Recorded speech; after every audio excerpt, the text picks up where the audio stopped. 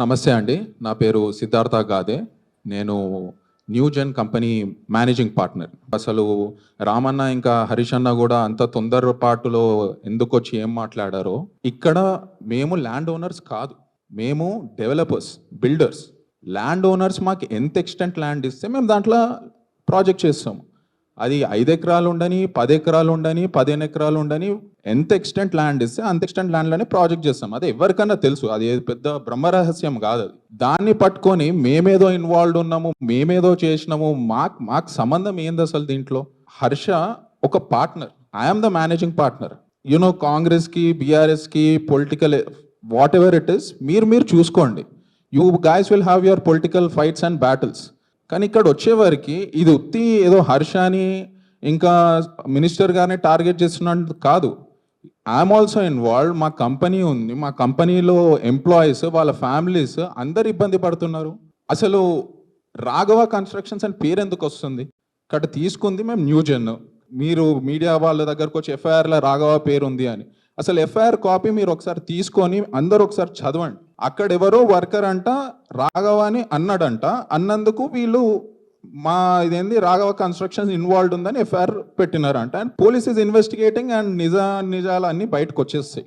మొన్న రాఘవ కన్స్ట్రక్షన్ అంటారు, ఈరోజు వచ్చి న్యూజెన్ అంటారు. న్యూజెన్కి వీళ్ళు డెవలప్మెంట్కి ఇచ్చిన మాట వాస్తవము. కానీ మేము ప్రాజెక్ట్ చేసింది మాకు వచ్చిన ల్యాండ్లో చేస్తాము. వీళ్ళ డిస్ప్యూట్ ఉన్న ల్యాండ్ తోటి మాకు సంబంధం ఏంటిది? ఈరోజు పొద్దున కొత్తగా ఏదో అంటారు, సేయింగ్ దట్ థ్రెటన్ చేసినారు, ఇంటిమిడేట్ చేసినారు అని. నాకు అర్థం కాదు.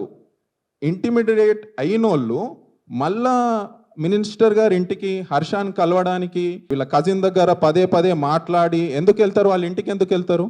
వీళ్ళని సతాయించుకుంటా, మమ్మల్ని సతాయించుకుంటా ఎందుకు ఇది? అసలు ఇష్యూ పొలిటికల్ ఇష్యూనే కాదు. ఇది ఒక ఫ్యామిలీ ఇష్యూ, అది కూడా బౌండరీ ఇష్యూ. దీన్ని ఏదో మీరు 3 acres ఈ రేటు ఆ రేటు 1200 crores అంట. మీరు అందరూ ఉన్నారు, ఇంటర్నెట్ ఉంది, మీకు తెలుసు అక్కడ వాల్యూలు ఏంటిదో. ఈరోజు ఇంతసేపు వచ్చుకుంటే అన్న అంటుండే నాతోటి, అభినవ్ అన్న 1200 crores అంటున్నారు కదా, నేను మీతోటి అగ్రిమెంట్ ఇప్పుడే క్యాన్సిల్ చేసుకుంటాను. మరి కేటీఆర్ అన్ననన్నా హరీష్ అన్ననన్నా నాకు 600 కోట్లు ఇచ్చేయమను, నేను ఇచ్చేస్తా ల్యాండ్ అని. డెవలప్మెంట్ అగ్రిమెంట్ క్యాన్సిల్ చేసుకొని 50% డిస్కౌంట్లో ఇచ్చేస్తాను నేను అని.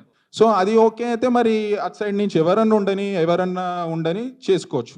మీరు అంత ప్రైజ్ అంటున్నారు కదా, మీకు 50% డిస్కౌంట్లు వస్తుంది, చేసుకోమనండి. ఇక్కడ జస్ట్ హర్ష ఒక కంపెనీలో పార్ట్నర్ ఉండు కాబట్టి పొలిటికల్ క్లౌడ్ కోసము వాళ్ళ ఫ్యామిలీ పొలిటికల్గా ఇన్వాల్వ్ ఉంది అని ఈ డిస్టర్బెన్సెస్ చేయడం వల్ల it's not just affecting them, affecting lot of other people who are involved in this. నేను ఇప్పుడు అంటున్నా రామన్న మీడియా ద్వారా, అన్న ప్లీజ్ వీళ్ళు వస్తారు, మీరు 2 సైడ్ వినండి. ఒక్క సైడ్ విని జడ్జ్ చేయడం ఏంటిది? మీ స్థాయికి అది కరెక్ట్ కాదు. వీళ్ళ వర్జన్ కూడా విని అసలు మాకేమైనా సంబంధం ఉందా లేదా మీరు చేసుకొని యూ బీ ద జడ్జ్. ఇప్పుడు కావాలంటే ఇప్పుడే వస్తాము, మా దగ్గర అన్ని డాక్యుమెంట్స్ ఉన్నాయి. ఈ ఫ్యామిలీ ఇష్యూ పొలిటిసైజ్ మీరు చేశారు కాబట్టి మీరే ముగింపు చెప్పండి. ఈ ఇష్యూ కోర్టులో ఉంది. అట్లాంటప్పుడు కోర్టులో ఉన్నదాన్ని మీరు ప్రజాకోర్టుకి మన రామన్న తీసుకొని వచ్చినాడు, హరీష్ అన్న తీసుకొని వచ్చినాడు. అట్లాంటప్పుడు మీరే ప్రజాకోర్టులో మీ తీర్పు మీరు ఇవ్వండి, కానీ 2 sides వినండి. మీ వల్ల మీ పొలిటికల్ ఎజెండానో అది ఏంటో I'm not that big enough to understand all these things. ఈ డాక్యుమెంట్స్ మీరు కూడా మీడియా మిత్రులు ఒకసారి డాక్యుమెంట్స్ చూడండి, చదవండి. చదివినాక మీకే అర్థమైపోతాయి.